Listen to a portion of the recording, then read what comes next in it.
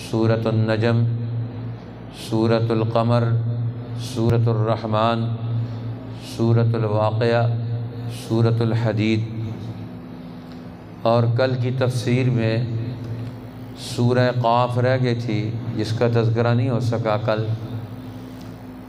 قرآن حکیم کے سورہ قاف سے آخری منزل شروع ہوتی ہے اور سورہ قاف سے قرآن حکیم کی سورتوں کا آخری سیٹ شروع ہوتا ہے۔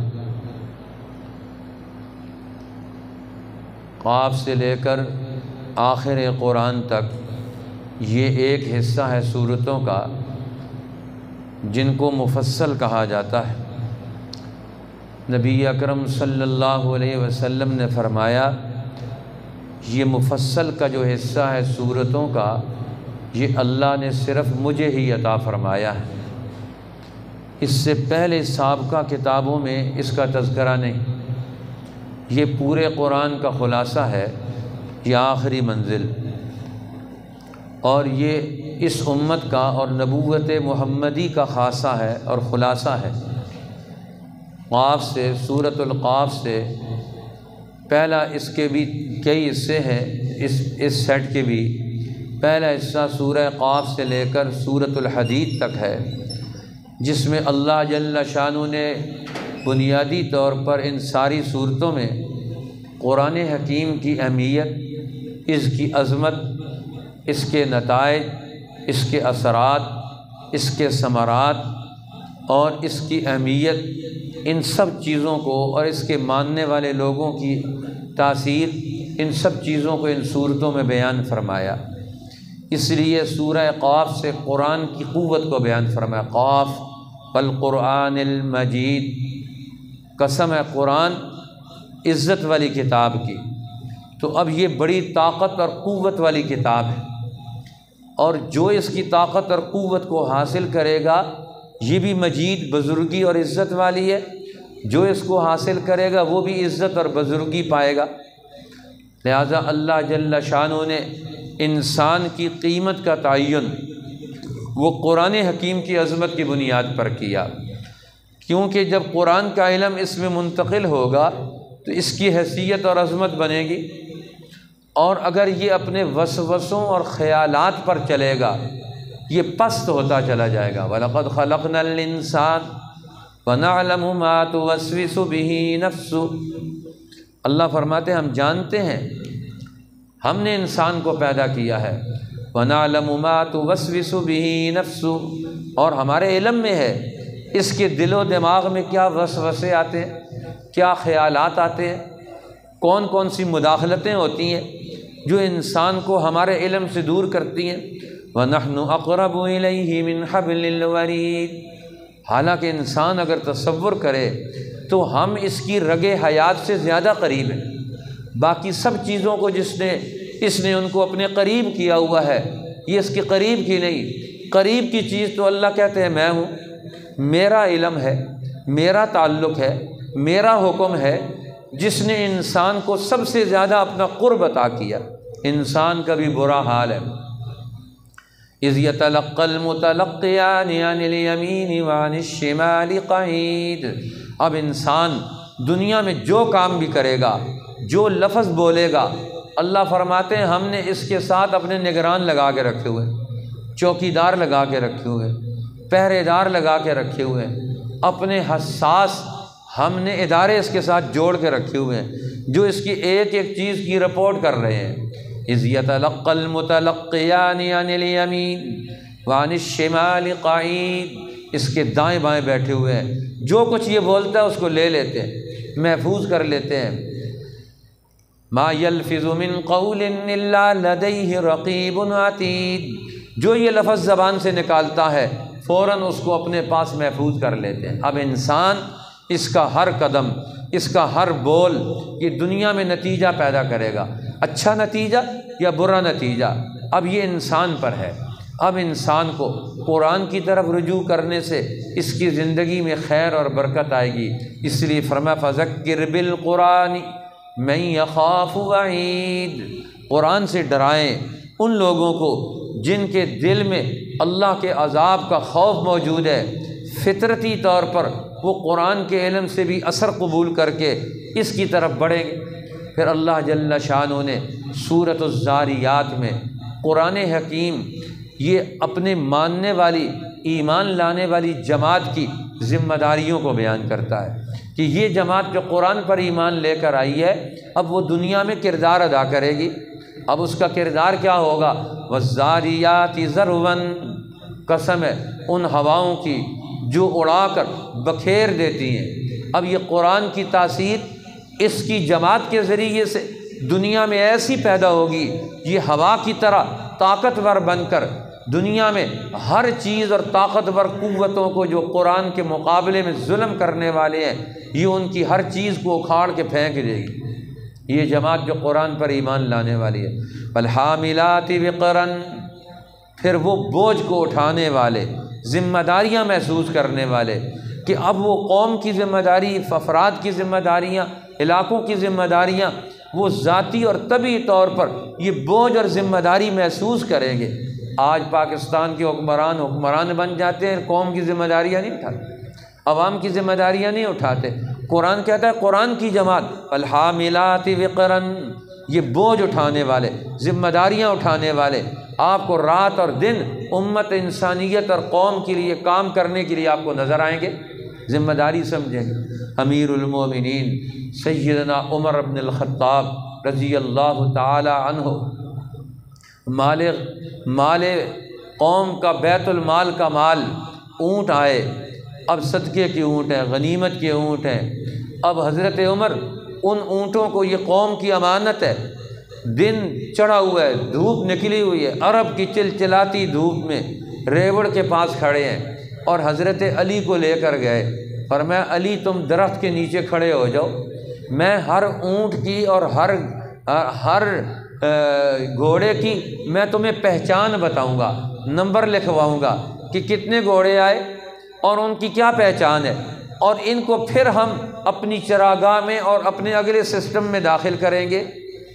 اب حضرت علی، حضرت عمر بتا رہے ہیں، پسینہ نکل رہا ہے، دھوپ کے اندر کھڑے ہیں، ایک ایک اونٹ کا پورا تعارف ان کو لکھوا رہے ہیں، اور حضرت علی کہتے جاتے ہیں، ساتھ لکھتے جاتے ہیں، عمر آپ نے بعد میں آنے والوں کو مشقت میں ڈال دیا، عمر آپ نے بعد میں آنے والوں کو مشقت میں ڈال دیا۔ یہ کام دوسروں سے بھی لے سکتے ہیں لیکن خود کھڑے ہیں اور خود کام کر رہے ہیں کہ بیت المال کا ایک اونٹ، قوم کا ایک اونٹ وہ ضائع نہ ہو جائے۔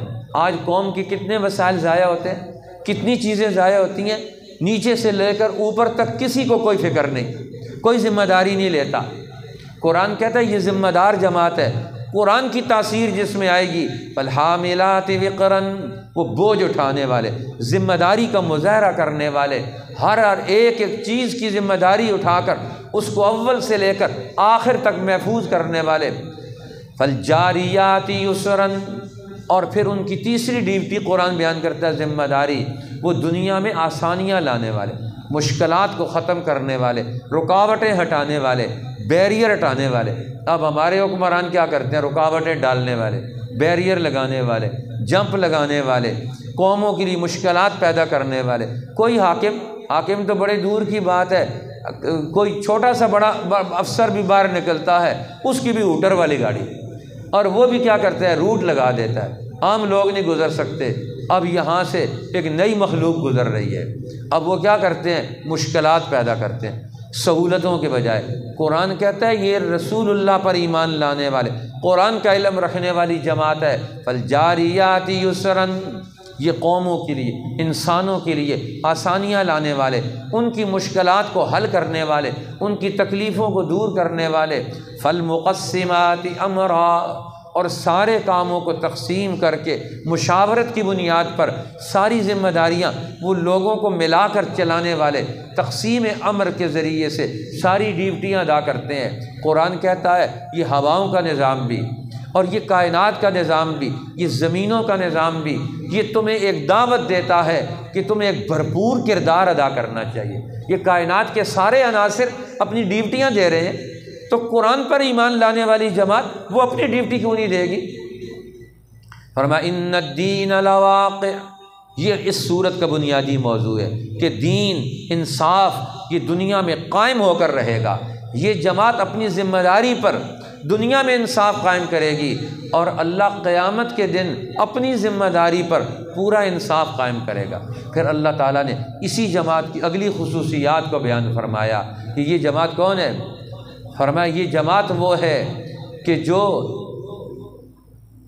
کانوا قلیلا من اللیل ما یہجعون وبالاسحار هم یستغفرون وفی اموالہم حق للسائل والمحروم۔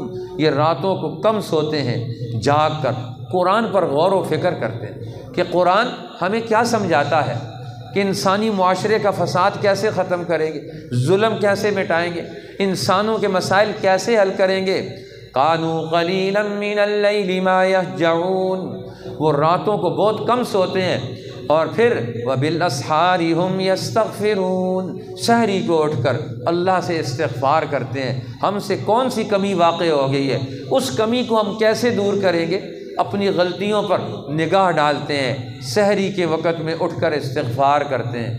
آج کل تو سحری کو اٹھنے والے لوگ ہی کوئی نہیں، اٹھ جائیں تو پھر استغفار کرنے والے کوئی نہیں، صرف سحری کھانے کے لیے اٹھتے ہیں۔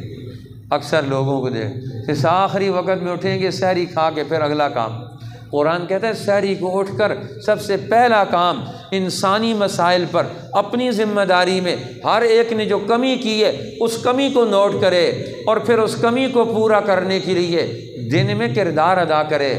وبالاسحار هم یستغفرون، اور سحری کو اٹھ کر وہ اپنے گناہوں پر ندامت کے آنسو بہا کر اللہ سے بخشش اور مغفرت طلب کرتے ہیں۔ پھر اللہ تعالیٰ کہتے ہیں وفی اموالہم حق للسائل والمحروم، اب انہیں پتہ چل گیا کہ ہماری ذمہ داری کیا تھی، ہر آدمی کا مسئلہ حل کرنا۔ آج کون کون سے لوگ ہیں جو اپنی ذمہ داریوں سے اور اپنی روزگار سے اور اپنی ضرورتوں سے پریشان ہیں، ان کا مسئلہ کون حل کرے گا؟ یہ اپنے ذاتی مال میں مانگنے والوں کا اور محروم لوگوں کا حق نکالتے ہیں، ان کے لیے محنت اور کوشش کرتے ہیں، پہلے اپنے پاس سے دیتے ہیں اور پھر ان کے لیے پورا بندوبست کرتے ہیں۔ اللہ کہتے ہیں فَوَرَبِّ السَّمَاءِ وَالْأَرْضِ إِنَّهُ لَحَقٌّ مِثْلَ مَا أَنَّكُمْ تَنطِقُونَ۔ یہ قرآن یہ حق پیغام دیتا ہے، قسم ہے آسمانوں کے رب کی، یہ حق بات ہے، جس طرح تم بولتے ہو یہ بھی حق ہے، جو زبان سے نکالتے ہو یہ بھی حق ہے، اسی طریقے سے یہ انصاف کا قیام یہ بھی حق ہے۔ پھر اللہ تعالیٰ فرماتے ہیں دیکھو اللہ کی طرف سے جو امر اور حکم آتا ہے ایک ہی حکم ہے، اس حکم کے دو نتیجے نکلتے ہیں، صالحین کے لیے برکت کا نتیجہ اور ظالموں کے لیے ہلاکت کا نتیجہ۔ ایک ہی وقت میں اللہ نے وہ ایک فرشتہ بھیجا ابراہیم علیہ السلام کو بیٹے کی خوشخبری سنا رہا ہے، صالحین کے لیے اللہ کا وہی حکم برکت کا ذریعہ بنتا ہے، ان کے گھروں میں، مال میں، اولاد میں وہی اللہ کا حکم ان کے لیے نئی تبدیلیاں لاتا ہے، نئی قوتیں لاتا ہے، نئی برکتیں لے کر آتا ہے، اور ظالموں کے لیے قوم لوط کے لیے وہی لوگ عذاب بن کر آ رہے۔ قال فما خطبکم ایھا المرسلون، ابراہیم علیہ السلام پوچھتے ہیں اے اللہ کے بھیجے ہوئے لوگوں، فرشتوں تمہارا اگلا پروگرام کیا ہے؟ ہمیں تو بشارت دے دی ہے، مجھے تمہارے ساتھ کوئی اور چیز بھی تاثیرات نظر آ رہی ہیں، مجھے کسی قوم کی ہلاکت کا اثر بھی تمہارے ساتھ نظر آ رہا ہے۔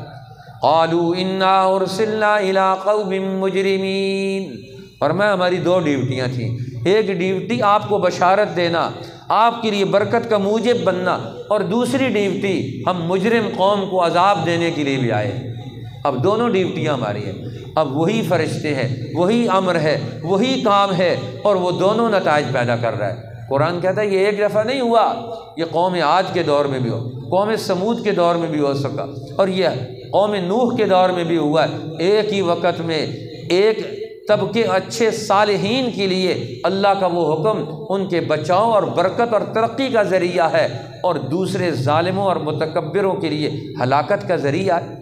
فرمایا اللہ جل شانہ نے اب اللہ کا تمہیں حکم آتا ہے ففروا الی اللہ، اب دنیا کی چیزوں کو دیکھ کر دنیا میں نہ پھنس جاؤ، آسمان بڑا ہے، زمین بڑی ہے، سورج بڑا طاقتور ہے، فلاں چیز میں بڑی تاثیر ہے، کائنات کو دیکھ کر اسی سے متاثر ہو جاؤ، ففروا الی اللہ، کائنات کو دیکھتے ہوئے، استعمال کرتے ہوئے اللہ کی طرف دوڑو، چل کے نہیں آنا، اللہ کی طرف دوڑ کر آنا ہے، دوڑ کر اللہ کی طرف آؤ۔ ففروا الی اللہ، اللہ کی طرف دوڑنے کا مطلب کیا ہے؟ نماز کی طرف، اللہ کے حکم کی طرف، اللہ کے قرآن کی طرف دوڑنا۔ اب اللہ کا حکم اللہ کے قرآن سے معلوم ہوگا، اللہ کے نبی سے معلوم ہوگا، لہٰذا اب ادھر دوڑ کر آؤ جہاں سے تمہیں اللہ کا حکم اور اللہ کا پیغام حاصل ہو، ادھر دوڑ لگاؤ۔ اب ہماری دوڑ دوسری طرف لگی ہوئی ہے، قرآن کہتا ہے ادھر دوڑ لگاؤ۔ تم صبح سے شام تک اپنا سارا وقت کہاں خرچ کرتے ہو؟ ففروا الی اللہ، اللہ کی طرف دوڑو۔ انی لکم منہ نذیر مبین، اب میں تمہیں ڈر سنانے والا۔ انسان کا کیا حال ہے؟ وہ جس کے پاس پیسہ دیکھتا ہے، چیزیں دیکھتا ہے، جس کے پاس معیشت کا سامان دیکھتا ہے، ادھر دوڑتا ہے اور اس کو خدا بنا لیتا ہے، اس کو حاکم بنا لیتا ہے۔ اللہ فرماتا ہے وَلَا تَجْعَلُوا مَعَ اللَّهِ الٰہًا آخر، اللہ کے سوا کسی کو حاکم مت مانو۔ بے شک تمہیں اس وقت ان بڑے بڑے ظالموں کے پاس مال و دولت نظر آ رہا ہے، چیزیں نظر آ رہی ہیں، اور تم ان کو خدا کے درجے پر فائز کر کے ان کا حکم مان رہے ہو، اور میں ادھر مت جاؤ۔ ایک اللہ کو الہ اور حاکم مان کر تم اپنی زندگی کی بنیاد اس کے ساتھ جوڑو، دیکھو اللہ تمہیں کیسے ترقی دے گا۔ وما خلقت الجن والانس الا لیعبدون، میں نے جنوں اور انسانوں کو اپنی عبادت کے لیے پیدا کیا۔ عبادت کا نتیجہ کیا آنا چاہیے؟ علماء فرماتے ہیں اے لیعرفونی، کہ وہ اللہ کی پہچان پیدا کریں، اللہ کی معرفت پیدا کریں، اللہ کے نام کی پہچان پیدا کریں، اللہ کے نام کی بھی معرفت پیدا کریں، اور اللہ کی ذات کی بھی معرفت پیدا کریں۔ لہٰذا اللہ کی پہچان کرنا یہ بھی ایک بڑا ضروری کام ہے کہ انسان اللہ کو پہچان جائے۔ اب یہ دین نام ہی اسی چیز کا ہے، انسان اللہ کو پہچانے، لیکن اللہ کا حکم لے کر نبی آئے۔ اب مکہ والے اللہ کو پہچاننے کے لیے تیار نہیں، نبی کو پہچاننے کے لیے تیار نہیں، کا مطلب کہ اللہ کو نہیں پہچانتے۔ اللہ نے نبی بھیجا نا، اور نبی آ کر اللہ کا تعارف کراتا ہے، اب مکہ والے ماننے کے لیے تیار نہیں۔ اللہ نے فرمایا دیکھو تم موسیٰ علیہ السلام کے پورے دور کا اقرار کرتے ہو، وَالطُّورِ وَكِتَابٍ مَّسْطُورٍ، قسم ہے طور کی۔ اب طور پر اللہ نے اپنی تجلی اتاری، اپنی تجلی سے موسیٰ علیہ السلام کو نبی بنا کر بھیجا۔ موسیٰ علیہ السلام کی نبوت کی تاثیر سے فرعون غرق ہوا، بنی اسرائیل کو آزادی ملی، ترقی ملی، اور فرعون پر عذاب نازل ہوا۔ اس کو تو تم مانتے ہو، فرعون غرق ہوا، یہ تاریخ کا حصہ ہے۔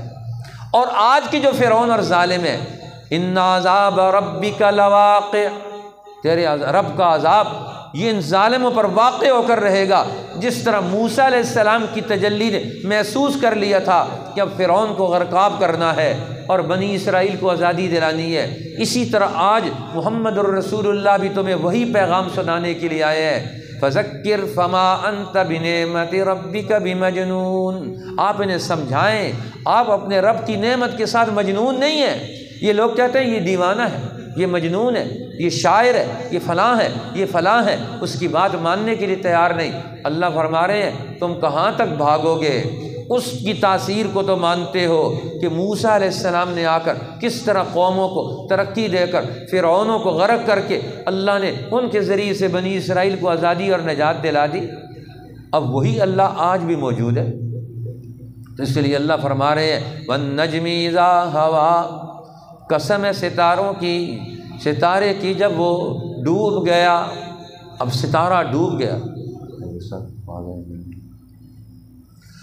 اب ستارے ڈوب گئے، اب سورج کے طلوع ہونے کا وقت آ گیا۔ وَالنَّجْمِ إِذَا هَوَىٰ، قسم ہے ستارے کی جب ستارہ ڈوب گیا۔ اب تو اللہ کے علم کا سورج طلوع ہو رہا ہے، محمد الرسول اللہ۔ سارے انبیاء اللہ کے علم کے ستاروں کی مانند ہیں، اور محمد الرسول اللہ اللہ کے علم کے سورج کی مانند ہے۔ لہٰذا اب اللہ کا علم جب یہ پیغمبر نبی محمد الرسول اللہ کے ذریعے سے چمکتا ہے، ما ضل صاحبکم وما غوا، تمہارا ساتھی نہ گمراہ ہوا نہ راستے سے ہٹا، یہ یقینی علم لے کر آئے۔ اب اللہ کے پیغمبر کا وصف کیا ہے؟ اللہ نے بھی آپ کو وحی کا علم دیا، فَأَوْحَىٰ إِلَىٰ عَبْدِهِ مَا أَوْحَىٰ، اللہ نے اپنے پیغمبر پر وحی بھیجی اور ساری زندگی کے ہر صحیح اور غلط بات سمجھا دی، ہر قوم کا انجام بتا دیا۔ اب اللہ کے پیغمبر ایک آدمی کو دیکھ کر بتا دیتے ہیں اس کا آخری نتیجہ کیا ہوگا، یہ کام کر رہے اس کا آخری نتیجہ کیا ہوگا، ہر چیز اللہ نے اپنے پیغمبر کو دکھا دی۔ اب پیغمبر کا علم یقینی علم ہے، اور یقینی علم کے مقابلے میں دوسری چیز کیا ہے؟ یتبعون الا الظن، وہ ظن اور گمان کے پیچھے چلتے ہیں، خیالوں کے پیچھے چلتے ہیں۔ ایک لیڈر نے اپنا خیال پیش کیا، پوری مسلمان قوم 70 سال سے اس کے پیچھے چل رہی ہے، اور وہ جھوٹا خیال ہے، کل آ کر تباہ ہوں گے۔ قرآن کہتا ہے علم وحی کو چھوڑ کر یتبعون الا الظن، تم ظن اور گمان کے پیچھے چلتے ہو، وما تہوی الانفس، اور تمہارے نفسوں کے خیالات، تمہاری ذاتی خواہشات۔ ایک ایک لیڈر کی اپنی ذاتی خواہش ہے، وہ قوم کو اپنے خواہش کے پیچھے چلاتا ہے، اسی لیے قوم بھی تباہ ہوتی ہے، لیڈر بھی تباہ ہوتے ہیں علم وحی کو چھوڑ کر۔ اس لیے اللہ نے فرمایا، پھر انبیاء کی تاریخ بیان کی ہے، فرمایا انسان تو غور کر، تجھے پیدا کس نے کیا؟ اذ انتم مجنۃ فی بطون امہاتکم، تم اپنی ماؤں کے پیٹ میں جنین تھے، بچے تھے، اور وہاں تمہیں کس نے تعمیر کیا، کس نے تمہیں پیدا کیا، کس نے تمہیں طاقتیں دیں، کس نے صلاحیتیں دیں؟ اس اللہ کا علم، جس علم کی بنیاد پر تمہارا وجود آیا، کائنات کا وجود آیا، اس علم کو مسترد کر کے تم جھوٹے لوگوں کے جھوٹے علم پر، خیالات پر چل کے تم اپنی زندگی کو تباہ کر رہے ہو۔ تمہیں افسوس نہیں ہوتا؟ فَبِأَيِّ آلَاءِ رَبِّكَ تَتَمَارَىٰ، تم اپنے رب کی کس کس نعمت کے بارے میں مشکوک ہو کر دنیا میں زندگی بسر کرو گے؟ ایک ایک نعمت کا تعارف حاصل کر کے اس نعمت کو اللہ نے استعمال کا جو طریقہ بتایا اس کو حاصل کرو۔ پھر اللہ نے سورۃ القمر میں حکمت کا تذکرہ کیا۔ اب قرآن کے علم سے تمہارے اندر حکمت اور دانائی آنی چاہیے۔ حکمت بالغۃ، یہ حکمت ہے جو اپنے آخری انجام تک پہنچی ہوئی ہے۔ جو اس حکمت کو، دانائی کو نہیں مانتا، دانائی کس چیز کا نام ہے؟ ایک آدمی نے غلط کام کیا، غلط نتیجہ نکلا، آپ فوراً سمجھ جائیں گے کہ یہ غلط کام کریں گے، غلط نتیجہ آئے گا، لہٰذا ہمیں غلط کام نہیں کرنا چاہیے۔ دانائی اسی چیز کا نام ہے۔ اس لیے اللہ فرماتے ہیں اب تمہارے لیے دانائی کہاں سے آئے گی؟ وہ قرآن اور صاحب قرآن کے ذریعے سے آئے گی۔ وَلَقَدْ يَسَّرْنَا الْقُرْآنَ لِلذِّكْرِ، ہم نے اس قرآن کو نصیحت کے لیے، عبرت کے لیے، اپنی زندگی کی غلطیوں کو دور کرنے کے لیے آسان کر دیا ہے۔ فَهَلْ مِن مُدَّكِرٍ، کوئی ہے اس کو پڑھنے والا، کوئی ہے اس سے نصیحت لینے والا، کوئی ہے اس سے اس کا پیغام سن کر سمجھ کر اس پر عمل کرنے والا؟ اس لیے اللہ فرماتے ہیں اگر تم اس پر عمل نہیں کرو گے تو تمہارے لیے بھی وہ مجرموں والی گھڑی آنے والی ہے۔ ان المجرمین فی ضلال وسعر، وہ مجرم بن گئے جنہوں نے قرآن کی حکمت کی تاثیر قبول نہ کی۔ اب اگر اس کو قبول کر لو گے ترقی کر جاؤ گے۔ اب ترقی کیسے ہوتی ہے؟ قرآن نے سورۃ الرحمن نے پوری کائنات گیر ترقی کا نظریہ پیش کیا۔ پوری کائنات ترقی کر رہی ہے، اور انسان بھی اس کائنات میں موجود ہے، یہ بھی ترقی کر رہا ہے۔ کائنات کیوں ترقی کر رہی ہے؟ اللہ جل جلالہ یہاں سمجھا رہے ہیں نباتاتی نظام، پوری کائنات کا نباتاتی نظام ہے۔ یہ درخت ہیں، پودے اگتے ہیں، یہ اثرات پیدا کرتے ہیں۔ اسی طرح درختوں اور پودوں کی تاثیر مانتے ہو تو قرآن کی تاثیر کیوں نہیں مانتے ہو؟ الرحمن علم القرآن، رحمان وہ ہے جس نے قرآن سکھایا۔ خلق الانسان، انسان کو بنایا۔ علمہ البیان، جس نے اس کو بیان، بولنے کی طاقت عطا کی۔ فرمایا اللہ نے علم کے ذریعے سے انسان کو ساری کائنات سے خصوصی ترقی کا پیغام دیا۔ والنجم والشجر یسجدان، اب دیکھو جھاڑ بھی اور درخت بھی یہ اللہ کے سامنے سجدہ ریز ہیں، سورج اور چاند بھی اللہ کا حکم مان رہے ہیں، نباتاتی نظام بھی، فلکی نظام بھی، یہ ساری چیزیں انسان پر اثر انداز ہوتی ہیں۔ سورج کی گرمی بھی، چاند کی مٹھاس بھی، اور درختوں کی تاثیر بھی، یہ ساری چیزیں منتقل ہوتی ہیں۔ تو قرآن کہتا ہے تم ان چیزوں سے تو فائدہ اٹھاتے ہو، تو اللہ کے قرآن سے کیوں نہیں فائدہ اٹھاتے ہو؟ اس سے کیوں نہیں رہنمائی لیتے ہو؟ لہٰذا کتنی نعمتیں اللہ نے کائنات میں تمہارے لیے پیدا کی ہیں، ہر نعمت کو تم حاصل کرو اور حاصل کر کے اس کے لیے آگے بڑھو، اور اگر نہیں آؤ گے تو ایک وقت اللہ کہتے ہیں ہم تمہیں کھینچ کر لائیں گے۔ یا معشر الجن والانس، اے جنوں اور انسانوں کی جماعت، اے بھاری قافلو، ایھا الثقلان، اے دو بھاری قافلو، تمہاری ذمہ داریاں بنتی تھیں اس دنیا کو ترقی دینا، اس کائنات میں خوبی پیدا کرنا، تم سوئے رہے، تم غافل رہے، اب تمہارے لیے اگلا دور آ رہا ہے۔ کون سا دور؟ فَيَوْمَئِذٍ لَّا يُسْأَلُ عَن ذَنبِهِ إِنسٌ وَلَا جَانٌ، ہر ایک سے اس کی اپنی ذمہ داریوں کا اللہ تعالیٰ پوچھے گا، دوسروں سے نہیں پوچھے گا۔ اور وہاں کیا ہوگا قیامت کے دن؟ یعرف المجرمون بسیماہم، اب وہ مجرم اپنے چہرے کے نشان سے جانے جائیں گے، ہر ایک کا پتہ چلے گا چہرے سے، سکرین سے پتہ چلے گا، چور آ رہا ہے، یہ ڈاکو آ رہا ہے، یہ قاتل آ رہا ہے، یہ سود خور آ رہا ہے، یہ نماز چھوڑنے والا آ رہا ہے، یہ فلاں آ رہا ہے، ہر ایک کے چہرے سے پتہ چل جائے گا یہ فلاں جرم کر کے آ رہا ہے۔ اس لیے قیامت کے دن وہ جرم انسان کے چہرے سے، آئینے سے واضح ہوگا، یہ انسان کا چہرہ سکرین بن جائے گا اور اس سے اس کا جرم واضح ہوگا۔ فرمایا اس دن سے ڈرو، لہٰذا آج تمہارے لیے ضروری ہے تقویٰ کی زندگی بسر کرو، اللہ کا ڈر اور خوف اپنے اندر پیدا کرو، اور اس کی بنیاد پر اللہ کی نعمتوں کو حاصل کرو۔ اور اس کا حاصل کرنے کا طریقہ آگے بتایا سورۃ الواقعہ میں کہ اللہ جل شانہ فرماتے ہیں قرآن کے آنے کے بعد اب انسان 3 جماعتوں میں ڈھل گئے، ایک تو اصحاب المیمنہ، ایک دائیں طرف والے، ایک اصحاب الشمال، قرآن کا انکار کرنے والے بائیں طرف والے، اور تیسری جماعت السابقون السابقون، آگے بڑھ کر قرآن کو لینے والی، ہر میدان میں آگے بڑھنے والے، ساری توانائیاں اس کے لیے خرچ کرنے والے۔ اللہ فرماتے ہیں یہ ہیں وہ لوگ جو اصل ہیں اور اللہ کی نگاہ میں بھی اصل ہے۔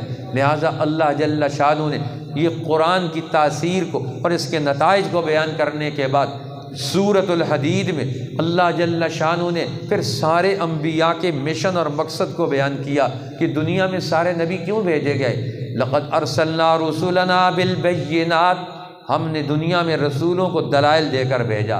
وانزلنا معہم الکتاب والمیزان، اور ہم نے ان کے ساتھ کتاب اور ترازو اتارا۔